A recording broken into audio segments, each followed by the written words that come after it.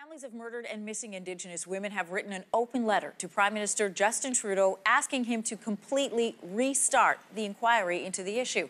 Trudeau was asked what his message would be to those families when speaking with reporters Thursday. Canada has, for decades now, dealt inadequately with what is an ongoing national tragedy. The inquiry needs to provide justice for the victims, healing for the families, and put an end to this ongoing tragedy. But so far, the inquiry has come under heavy criticism. One commissioner this week resigned, saying she couldn't perform her duties in the current structure. And now there are calls for others to step down too. Joining us is Sheila North-Wilson. She's a former journalist and Grand Chief of Manitoba, Keewatinowi, Okimakanak. Thanks for joining us today. Yes, good morning. All right, I guess my first question is, Sheila, what happened? There was so much excitement. People I interviewed used the word relief when this inquiry was first announced. How did we go from a relief to a reboot? Exactly. I know what you mean, and I myself, and I know plenty of others, were feeling relieved when it was called. But now we're at a point where we're losing faith in the process simply because I believe there is a lack of leadership there. And I think the families are feeling it, and they should be the ones that should feel most engaged and most communicated with. They should feel ownership of this inquiry, but they don't. So explain to members of the public who haven't been following this as closely, what is it that the families are frustrated about? Well, there's one of the basic things is communication. That there doesn't seem to be any plan or process that the families can talk about to say that this is what's going to happen, this is where we can, participate. And it was hard for families to support something that they didn't understand, and the level of frustration in trying to find information was getting harder and harder. And, this is something that the families have been fighting for decades.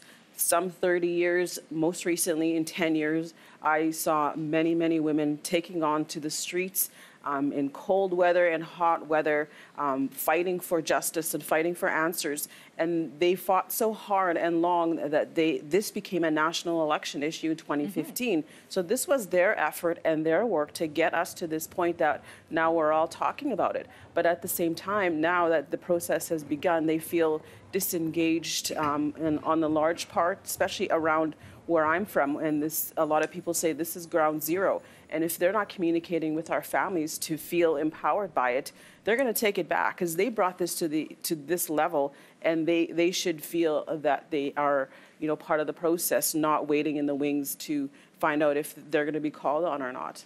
And just to add some clarity, so my understanding is with the inquiry, the outreach has to go to the family members. The family members will be able to tell their stories or stories of the victims, and then that all goes into the inquiry. Is that correct?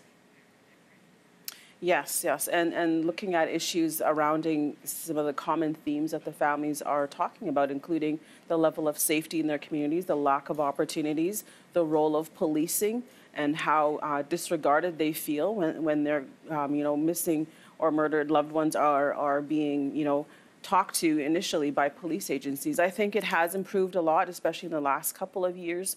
The communication, at least from the police to the family, but we still have a long way to go. But I think the other part of it is that it doesn't seem like the commissioners are connected to, especially around where I'm coming from, to the families, and so it's hard to relate to them. And families are very specific, and they should have been part of the process in choosing who these lead commissioners are.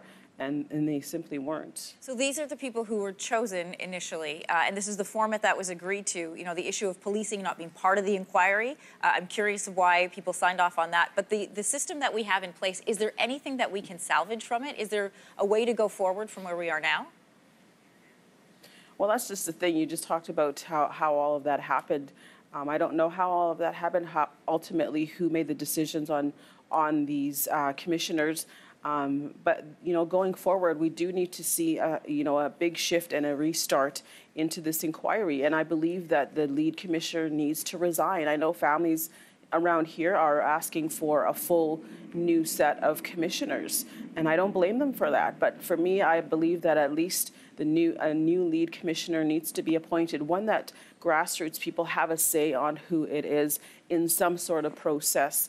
Because if we don't, we're going to keep going. We're going to keep, frustrating families, re-victimizing families and survivors in this issue, and it'll be all for naught. And nobody wants that. Everyone wants the inquiry to succeed, I believe, and I think we're all trying to do our best to engage and to be part of it. But at the same time, this is an issue that was brought on by the women on our streets, the ones that are affected, and they should have a say in how the process goes. And simply, that's not happening at the moment.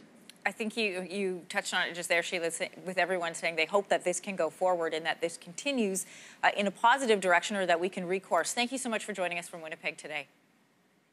Thank you.